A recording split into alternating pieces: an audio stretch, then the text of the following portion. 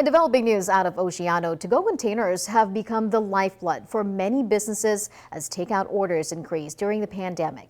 But as KSBY's Alexa Bertola explains, many Central Coast cities are considering a possible ban on some of those products.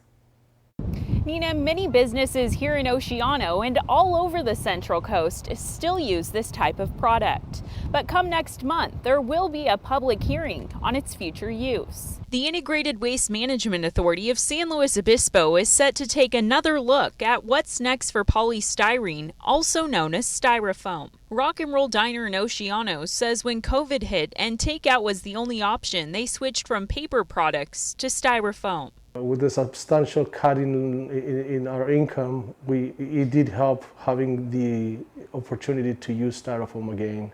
And it was mainly a survival skill. The IWMA originally approved a ban in 2019, but delayed its April 2020 implementation due to COVID.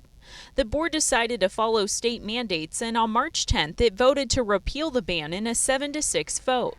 But next month, a final decision will be made to determine if the material will stay or go in restaurants, grocery stores, or even catering businesses. 5 Central Coast cities already have the ban in effect. Of course, if we could do it throughout the county of all the to-go containers, that would be fine.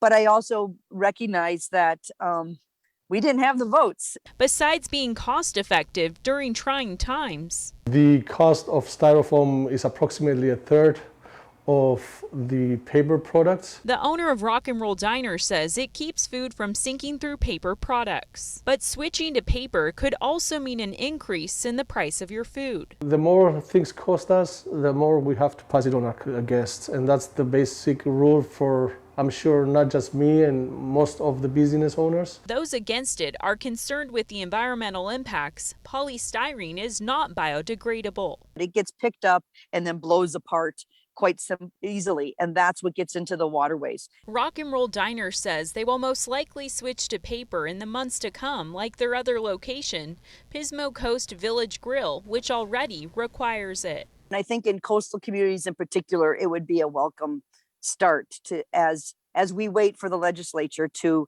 do more as far as our recycling situation here in California. The public hearing is set for April 14th.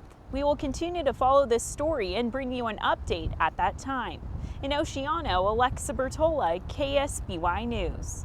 If the ban goes into effect, business owners could face fines for a violation.